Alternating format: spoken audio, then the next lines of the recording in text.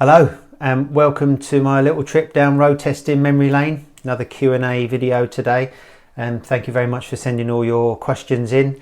I've got absolutely loads of them. I could make a video every day, I think, on all your questions, but I'll get through them all.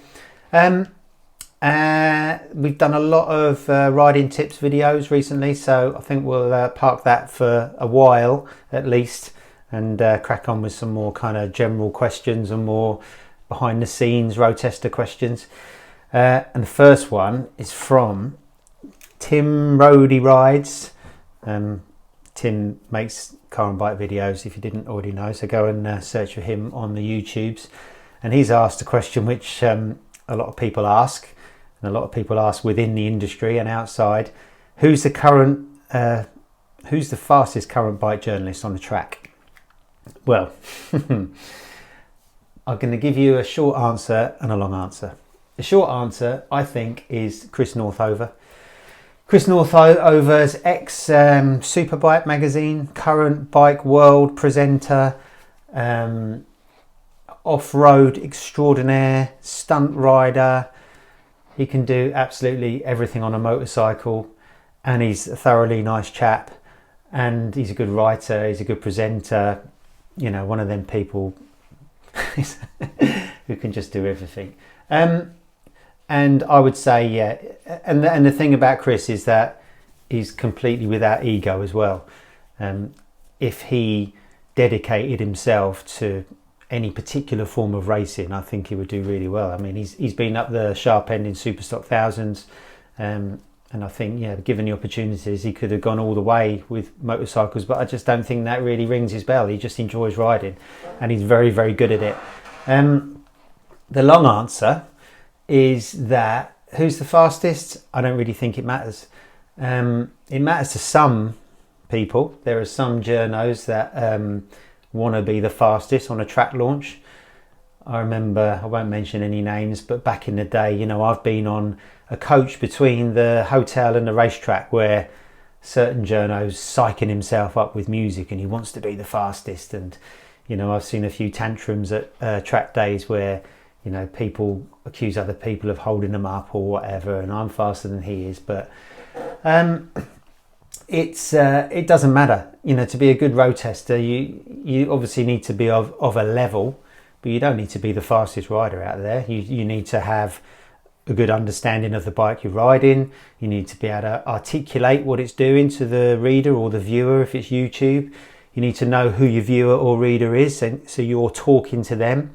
You know, there's no point about talking about getting your knee down on a GS because it's pretty irrelevant. You need to be talking about other things with, you know, comfort and practicality and all that kind of stuff.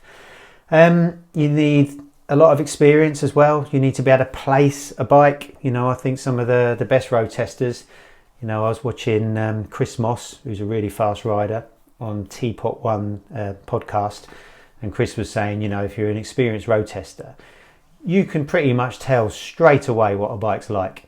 I would say within the first 5 minutes. You know, in some track launches, special bikes, you're only given a handful of laps to ride the bike, and you've got to make your assessment pretty quick. You know, when you spend longer on a bike, then obviously you get to know, you know, more about its comfort and its fuel economy, but stuff like that. But pretty much your initial impressions are the right ones. So, you know, you need all of those facets. You don't need to be the fastest person. You know, on track launches, there have been magazines in the past that have employed current or ex-racers, and obviously they're the fastest journalists at that point. You know, I think back to launches I've done where Neil Mackenzie's been there for TWO, and James Whittam, TWO, James Hayden for Bike Magazine. It's a no-brainer that they're the fastest. And, you know, to say who's the fastest journalist, we're just, you know, fish in a little pond, not even big fish in a little pond. You know, if we were properly fast, then we'd be, you know, racing at a higher level, and we're not. We just get to ride a lot. And there's no, you know, there's no real slow full-time bike journalists. I would say more or less all the current crop of journalists would quite comfortably be at the top end of a intermediate fast group, or comfortably in the fast group pace, I see, and myself included, people's kind of journey through their road testing career where they get faster. Quite often, a lot of journalists race at club level or national level, and that obviously improves things. You see journalists that change their riding style and they get quicker. I think we've all had our time in the sun, me included, and I think a lot of that's racing and a lot of that's state of mind as well, because if we just went to a track launch and all you're worried about is lap times, then that's one thing. But when we go to launches now, there's so many other things to think about. You're there to do a job, you're there to create content, you're there to do social media, you're there to do videos, you're there to write reports, and all of those things are swirling around in your mind. As well as being a journalist on the day, you're finding the people from the manufacturer to interview or to talk to, you're finding out about the bike. So most launches there'll be 3 to 6 track sessions, and to jump on a bike and just be worried about going flat out straight away isn't really doing what you should be doing justice. Some people are naturally faster than others, some people have to think about it. So when someone's faster or slower than somebody else at a launch, it's not the full story. They've got other things to be thinking about. Sometimes you're not in the mood, sometimes you don't like the tyres or the bike, you don't gel with it. The same as top racers don't get on with certain parts of bikes. So it's all pie in the sky really.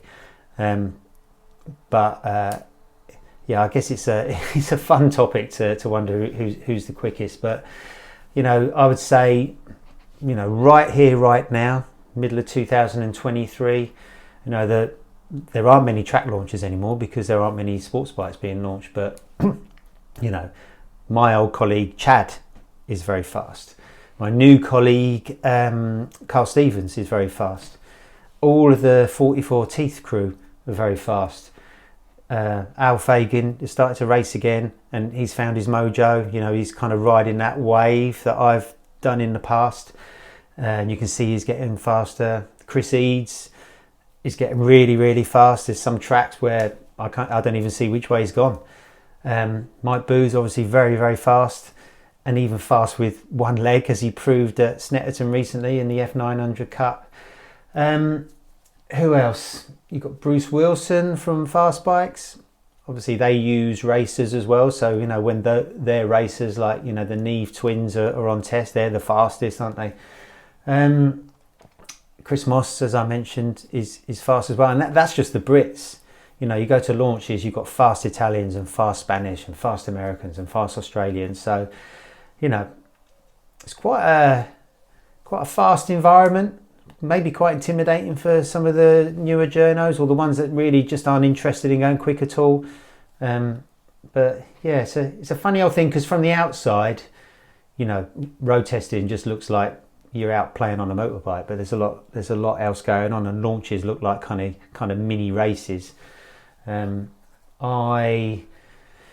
I don't know, I don't enjoy track launches as much as I do just racing or doing a track day by myself, because my head is just full of other stuff, and kind of takes away from the enjoyment a little bit. The other thing is, when you're going on track, you can't be riding with anyone on the launch because you'll get in the way of each other's pictures. So you've kind of got to give people a gap. So it's not really natural riding, but yeah, it is interesting. I remember MCM, when we were kind of, the most important publication, we'd always get bike number 1 at a launch. And when they were lined out in the garages, I'd be the first on track. And I'd be a sitting duck really. So it's up to me either to absolutely go flat out and try not to get overtaken all session, or just be overtaken and not worry about it. But yeah, interesting one. But yeah, answer to your question, I'd say it's Chris Northover, unless anyone knows any different. But thank you very much for the question, Tim. Right, moving on. Right, next one is from Laz1Go286. Thanks for your question. Thanks for your amazing riding tips, Michael. No problem. Very nice to hear these hints from an experienced rider racer.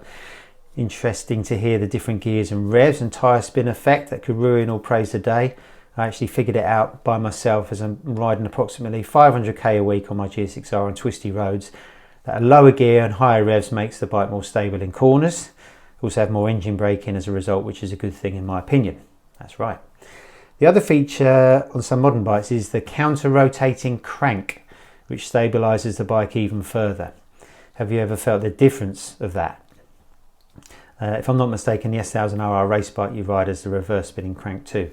Well, thanks very much for your question. My S1000 doesn't have a counter-rotating crank, but it has got twin throttle bodies that will shut down in the middle of the corner, so the bike only runs on 2 cylinders. That's the kind of quirky thing about my bike, which I can talk about another time.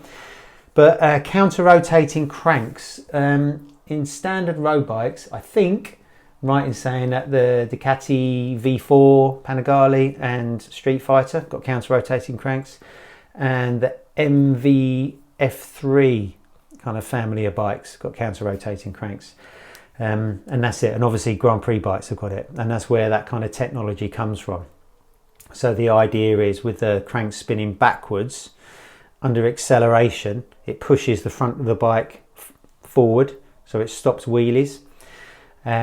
Under braking, it does the opposite effect, and it stops the bike endoing, going into a corner.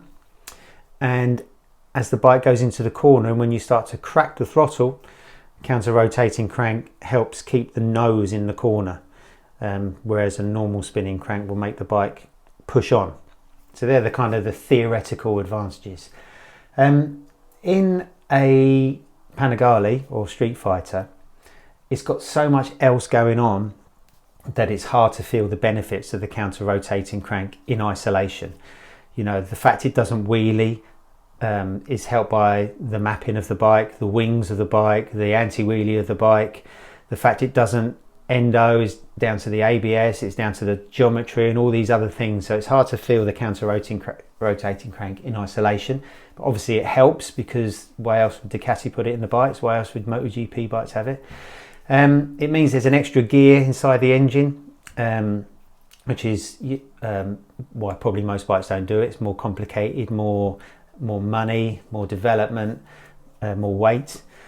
But you can notice it in the F3. So the F3 675, which came out 2012, MV Agusta, had a counter-rotating crank, and because that bike had no other real electronics, did have ride-by-wire, which didn't work very well, and traction control. But the counter-rotating crank was a big thing, and it was quite a light bike and quite modestly powered. And the thing you notice about that bike is, because it stopped the bike from wheeling, it always felt quite flat and quite dull coming out of corners compared to the other super sport bikes of the day. You know, when we used to do big super sport group tests, it would be fast, it would come out the corner just as quick as a ZX6 or a GSX-R 600, but it kind of lacked drama for that reason, and it was quite difficult to wheelie for that reason. So yeah, in terms of getting old, you know, wanting to go for a bike specifically because it's got a counter-rotating crank, you know, I don't think it's got any massive advantages on the road. I just think it's one of the small things that helps a race bike get around a track quick. And you know, those kind of crank directions were experimented with a lot in the 500 days and the early MotoGP days, when the bikes didn't have electronics, had a lot of power, and they tried to make the bikes more rideable. And I think the crankshafts made a big difference back then. But in terms of them being in road bikes, it's not a deal breaker. But thank you very much for your question. Next, Ted M6454. Hello, mate. Alan Easy, I really enjoy your videos and have learned so much from you. Thank you very much. The question is about traction at the limit. Oh, we have got a riding tips. When track riding on a bike without any electronics, is there a sensation that you can feel when the bike is starting to lose traction in a corner? Or do the tyres just let go instantaneously? Well, that's an interesting question, and it's something everyone worries about, isn't it? Everyone worries about high siding coming out of a corner. The answer is, no, tyres don't just completely lose traction instantly in the dry. In the wet they do, which is what makes wet riding quite difficult. You know, there's a fine line between traction and no traction, and when a tyre slips in the wet, normally it's very difficult to catch. In the dry, it's more of a grey area. It's more of a sensation of the tyre starting to slide more gradually. If you've got everything else sorted out in the corner, if you've got the correct line, the correct lean angle, you know, finding traction with the rear is relatively safe. I mean, without going into the minutiae of how to get around a corner, you know, you need to put yourself in a position at the apex where the bike's fully turned, and then you start to pick the bike up and get on the throttle. And to do that, it's a lot of setup on the way in, you know, body position on the way in, off throttle turning on the way in, all these kind of things, the correct body position in the middle of the corner. But you know, we've said before, there's a relationship between the throttle and the lean angle. If you're completely upright, you can go full throttle. If you're on its side, you've got no throttle. So it's that relationship. So when you're in the middle of the corner at the apex, you've got nothing. And as you start to lift the bike up, then you can start feeding in the throttle. And using the throttle to get you to the edge of the track. So when you're in the middle of the corner, you want to be looking at some kind of exit point, which normally on a racetrack is where the outside curb finishes. That's where you want to be getting the bike to. And you need to get there with the throttle rather than steering the bike. The more throttle you give to the bike, the more upright and wider it will run, and it will run all the way to the curbs. And then if you're running to the curbs a little bit too fast, you can bring it back with the throttle rather than just aim there, and then you get this horrible sensation that you're going to fall off the edge of the track. But like anything with bikes, it's a question of just doing things in very small steps. So, you know, if you're on a racetrack, pick the corner you're most comfortable with, and as you're bringing it out of the corner, just progressively just get on the throttle a little bit more, and start to feel the tyre. You'll feel the tyre lose grip very gradually, you know, unless you whack it open at full lean, which you shouldn't do anyway, and then it will go, and electronics won't even save you because the laws of physics are taking over.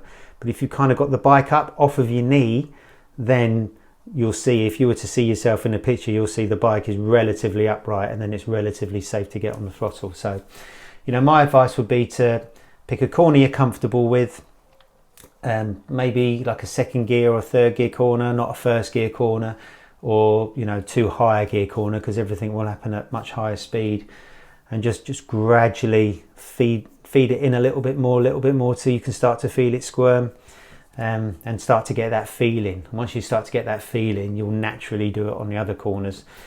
And you know, that's the difference between normal riders like us and professional riders. It's, you know, they're better on the brakes, they probably carry a little bit more lean angle, but the thing they're much better at doing is getting on the throttle.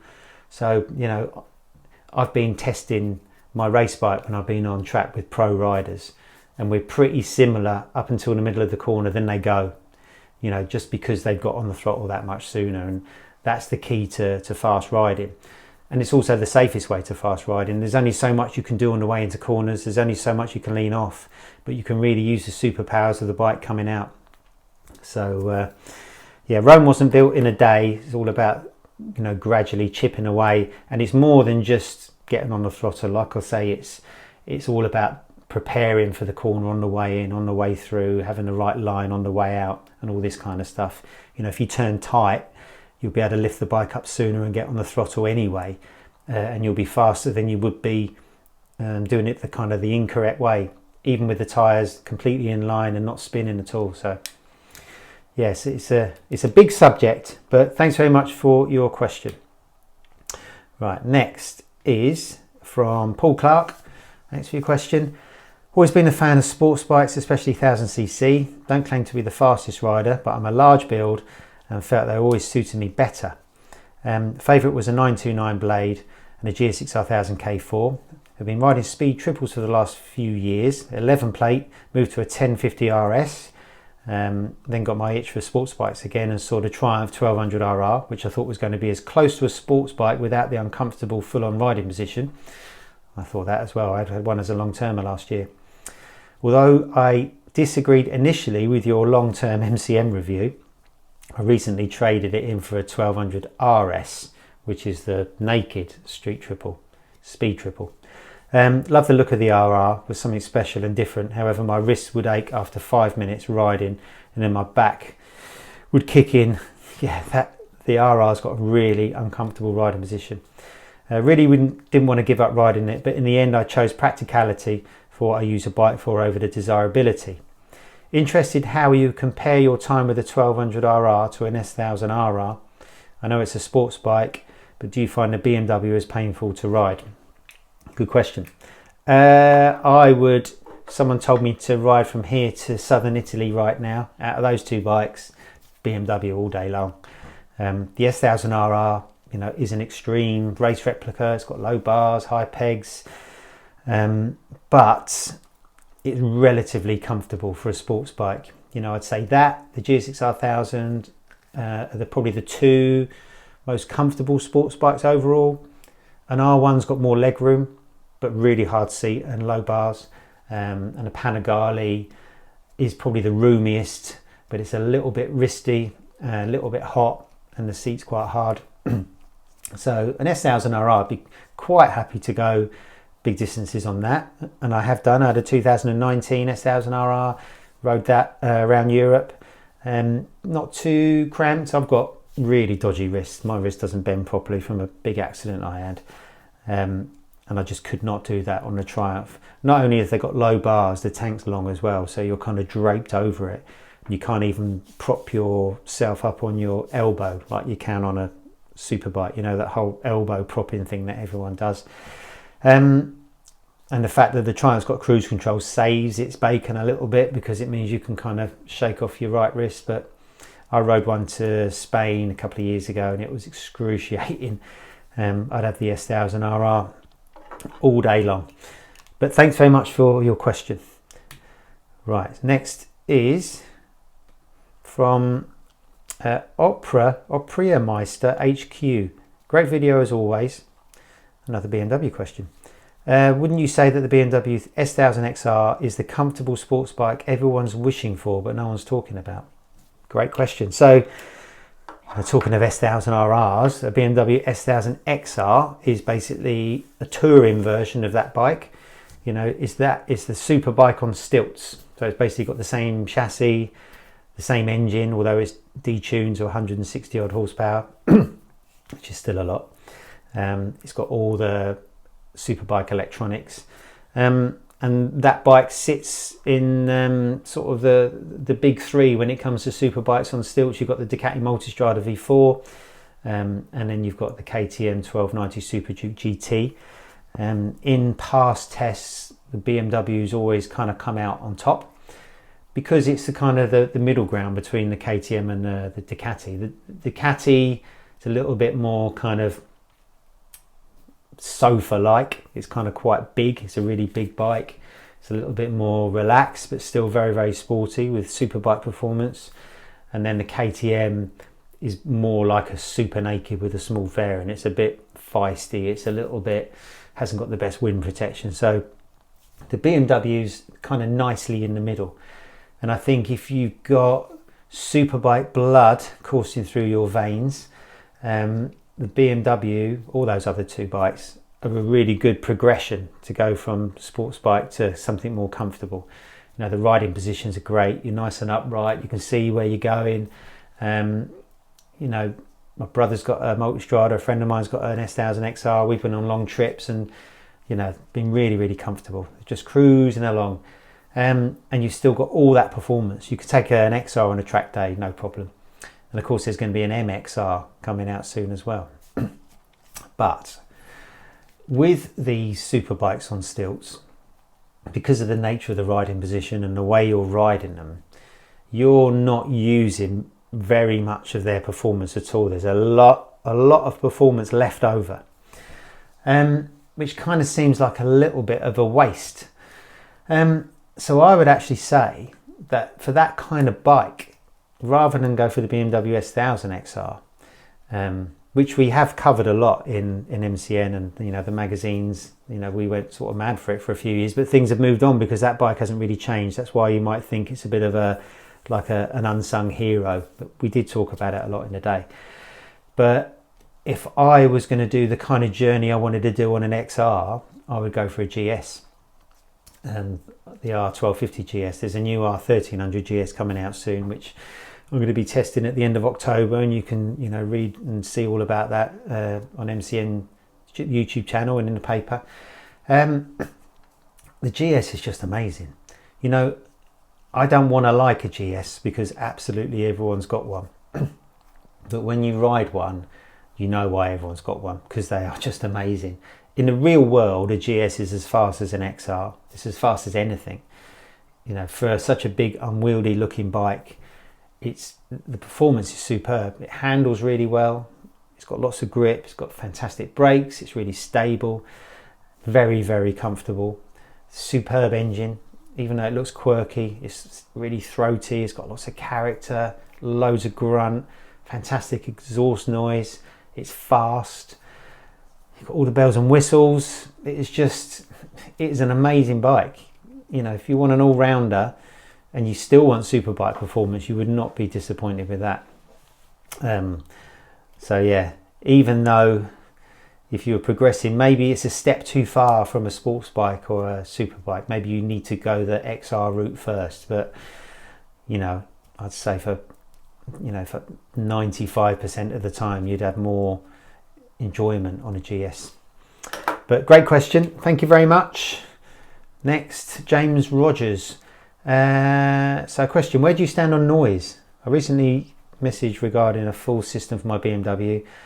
I'm a conflicted individual. On the one hand, I think noise is one of the central elements of the experience of riding motorcycles. On the other hand, I'm the first to curse the lad that wakes me up early every morning riding past on his unsilenced single. How important to you is the sound of a internal combustion engine motorcycle? Am I becoming a motorcycle dinosaur? Oh, great question, James. Yeah, noise. Well, it's basically electric bike versus petrol engine, isn't it, we're talking about? I think noise is exciting when it comes to racing bikes. You know, I've been at tracks where there's been electric bike races and there's no atmosphere at all. Once they've gone off the grid, you forget they're racing. You know, you turn around and talk to your mate and then suddenly you hear these things whistle back past and you remember there's a race going on. So you definitely need noise for competition. But for the road, I don't think, you know, a nice calm bit of noise is nice, you know, a bit of character, but excessive noise, definitely not. You know, I think noisy bikes put we motorcyclists in a bit of a bad light for the general public, a little bit annoying. And myself, I don't like noisy bikes. You know, I'd feel embarrassed if I started a really noisy bike in the morning. You know, I'd wake all my neighbours up or whatever. And you know, I quite like electric bikes on the road because they're silent. Because I mean, I've ridden an electric bike around, the Moto e-bike around Valencia. You don't notice the lack of noise because, you know, past a certain speed, it's mainly wind noise you're hearing anyway. And the fact they're so smooth, they're just really beautiful to ride. So, you know, when you're actually riding along, I wouldn't miss the noise of a petrol engine on an electric bike, but you kind of miss the vibration a little bit. But yeah, in terms of noisy bikes, you know, I generally turn bikes off at traffic lights and junctions where I've got to wait a long time, just because, you know, after a long ride it starts to drill into your brain and, you know, it tires you out a little bit. But yeah, I might be in the minority there, but I don't like noisy bikes for the road, but I do for the track. Yeah, and that's it in a nutshell, really. And, you know, electric bikes have got their place. You know, they're very good for commuting, really good for commuting. They allow riders to go off-road with electric motocross bikes and stuff like that without annoying anybody. They're not so good for leisure bikes, like big capacity leisure bikes that are electric, don't really work. They haven't really got the range, and they're very heavy. I'd say that's the main reasons. They don't really make sense. The noise is a little bit secondary to me, but let me know what you think. Do you like noisy bikes? So thanks very much for the question. Next one from Mr. Artistic Guy. I'm about to ride my first ever track day at Laguna Seca here at the Monterey Bay, California. I don't like you already. On my new 2023 MT-09 SP. Nice. I see a lot of media test riders talking about turning off their ABS completely while on track, because when it kicks in, it really throws them off balance. The MT-09 doesn't allow for disengagement within the controls, but only allows turning it down to its lowest intervention setting, which is where I have it practicing in the twisties. It only comes in when I go so hard on the front brake while in a straight line that I'm expecting to do a stoppie before I finally feel the ABS kick in. Should I worry about trying to pull the ABS fuse? Would you? I'm likely riding harder than ever have, and I don't want any scary surprises if I'm braking hard just as I'm about to lean in. Please share your thoughts on ABS on a track day. Thanks very much for your question. Well, ABS in recent years has spoiled a lot of bikes on the road and track. A lot of ABS systems completely rob the feel from the front brake, because there's no direct connection between the front brake lever and the caliper. You know, you've got hoses that lead to an ABS pump, and then it goes back out again to the calipers, so that the lever feels dead, the braking power isn't there, and sometimes the ABS kicks in way too early. You know, manufacturers can get ABS to work really well where you wouldn't even know they've got ABS. Generally, the European manufacturers. Triumph make great ABS now. They went through a bit of a period where the levers were dead. Ducatis are fantastic. Their ABS very rarely intrudes. BMW, really, really good as well. Aprilia, on a halfway house. But most of the Japanese manufacturers, their ABS systems really lack feel, and the ABS kicks in too soon, especially things like R1s. For the road, generally not a problem, just that feel thing. It's nicer if you know, given that you spend almost as much time braking as you do accelerating and leaning, you kind of miss that tactile feel of a good brake that really adds to the riding experience. And when it's not there, it takes something away from the bike. On track, it can be really dodgy. You know, I've ridden superbikes on track before with ABS, and when you're in and around fast bikes, you know, close quarters, sometimes you brake and the bike just doesn't want to stop because the bike thinks it's endoing when you're braking hard, so it lets go of the brakes, which isn't good. Some bikes with cornering ABS, you're braking hard and trail braking, and it thinks it's going to crash. Again, it lets go of the brakes, and suddenly you're running wide, or even worse still, gaining on somebody. So yeah, ABS, you'd want to. It depends how intrusive it is. You know, when you're riding on track, if you are able to pull the fuse, I definitely would. You're not going to get around the fact the brakes will still feel dead, because there's no direct connection between the calipers and the lever, like I said. But it will be safer. At least you know you're going to stop. Whereas with ABS intervention, sometimes you don't.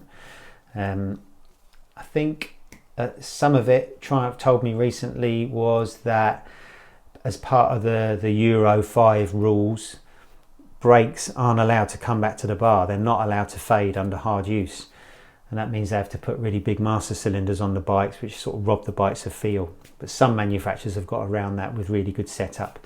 I mean, Ducatis, the way they test Ducatis now, you know, on track for performance, their ABS gets as much attention as anything else. And some manufacturers have their ABS systems set up more for safety, for the road, and they're not performance orientated. So, you know, ABS has ruined a lot of really, really good bikes, unfortunately.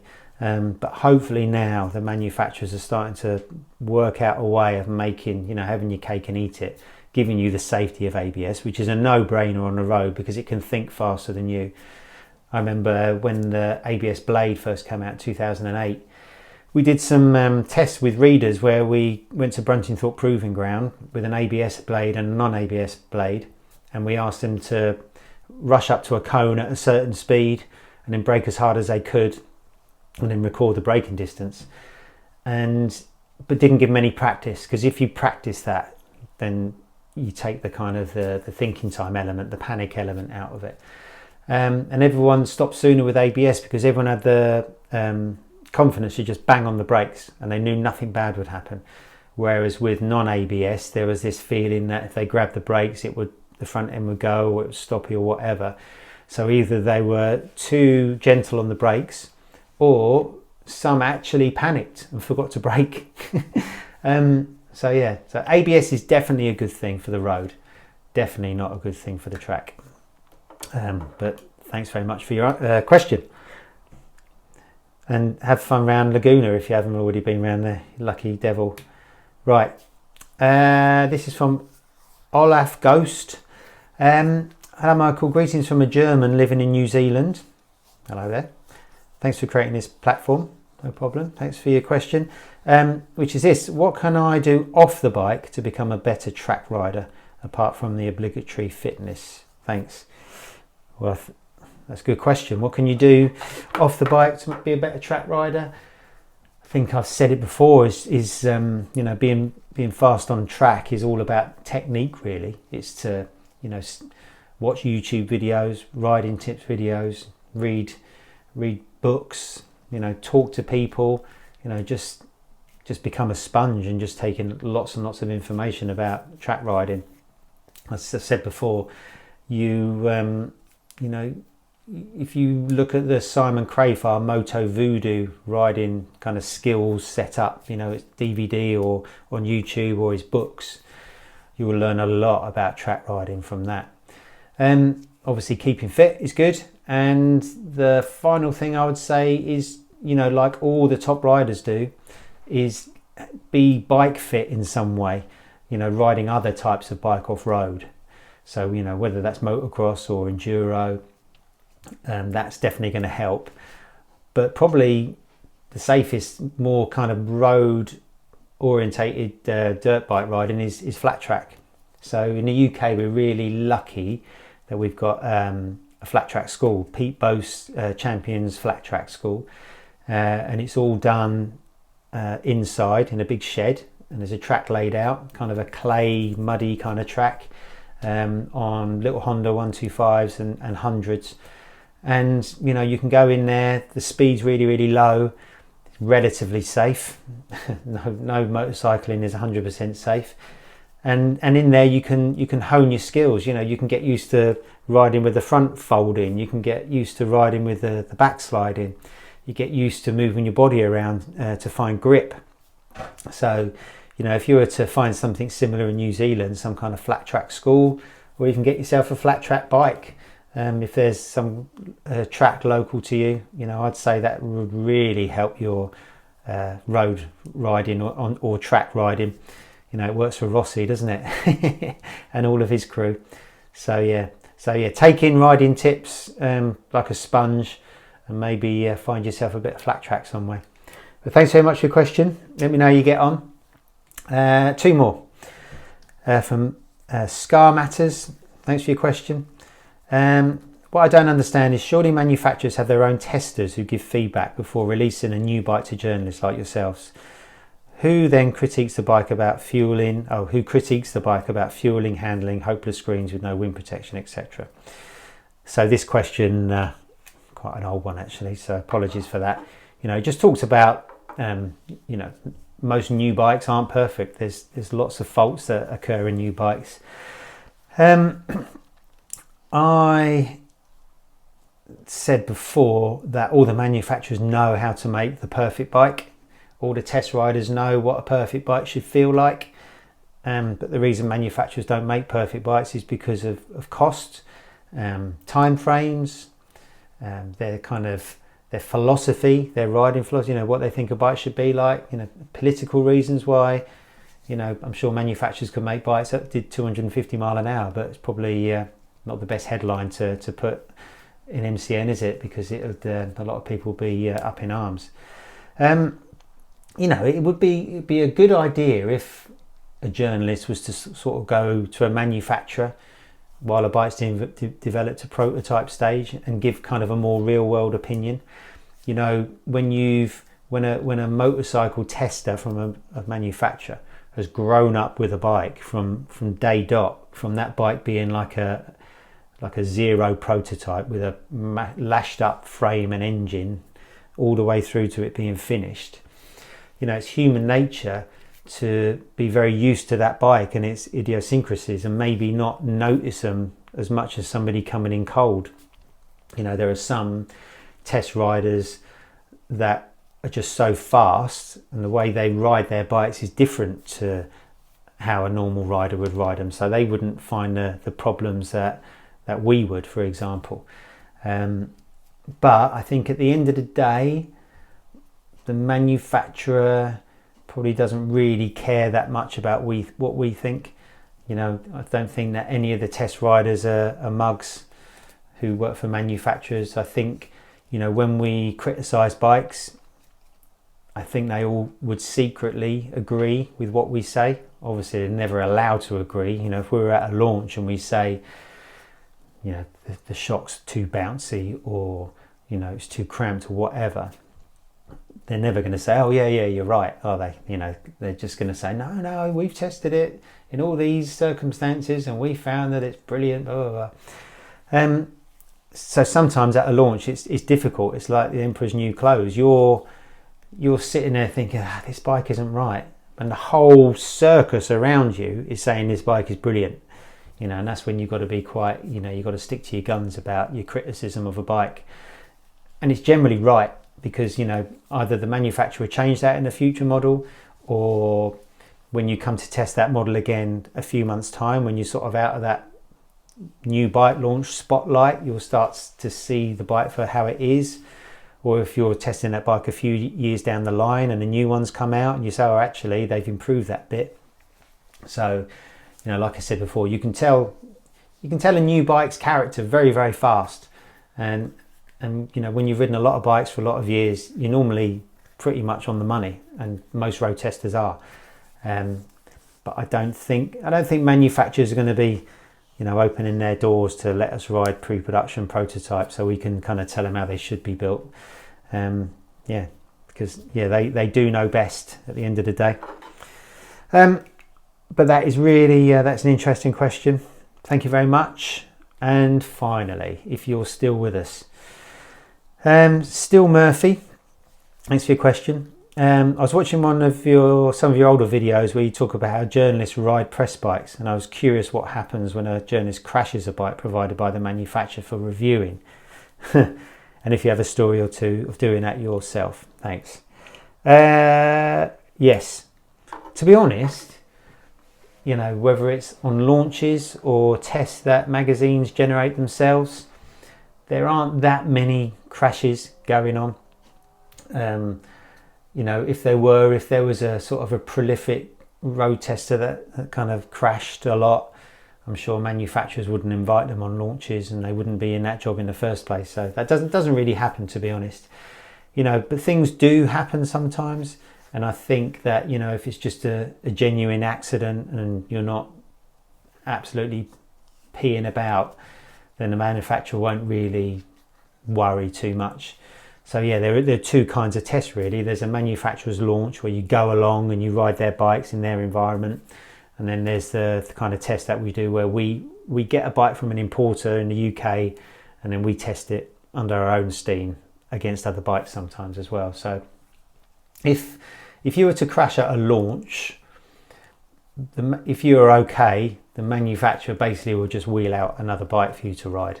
And like I say, it doesn't happen very often. I think I've done it, I'm sure someone will correct me, but I think I've just done it once on a launch, which was the 2011. It was the Aprilia RSV4. I think it was like the Max Biaggi special edition, and it was the first of the RSV4s to have, it might be the end of 2010, the full range of electronics, because the first RSV didn't. And I crashed that at Jerez on the tight right. There's two tight rights before the last few fast rights before the end of the the lap, which is in kind of the stadium section, and I basically hung onto the brake for too long and lost the front. Skidded into the kitty litter, and there's not a massive amount of marshals at those events, so I basically just had to stand in the gravel with this crash bike while the rest of the session carried on, and just seeing all the other journalists go around, and just there's me standing in my Christmas tree leathers, and everyone must have thought it was quite funny. Apart from that, on the road, I've never crashed a test bike on the road, touch wood, but I have a couple of times on track.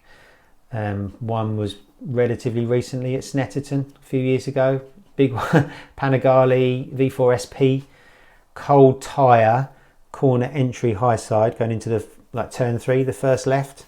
I turned in and it high sided on the way in and flicked me up, and yeah, big airbags, activation, and yeah, did a lot of damage to the bike, but not to me. And in 2006 I crashed an R6 at Cadwell, cold tyre crash again, going into the gooseneck, testing that bike against some of its rivals in the winter. I crashed my CBR 600RR in 2003 when I first got it, twice in the same week. One losing the front at Donington going into Coppice, and once losing the front at Croft during a tyre test. And I think that's about it. Lots of racing crashes, but you've got to overstep the limit to realise where it is. And yeah, the crashes that we do, MTN's insured, got to pay quite a big excess, but you know, it doesn't happen that often with all the miles that we do, lucky enough. Anyway, thanks very much for your question. That is quite a long one, isn't it? So if you're still here, thank you very much for watching. Thank you for all of your questions, and I will see you again soon.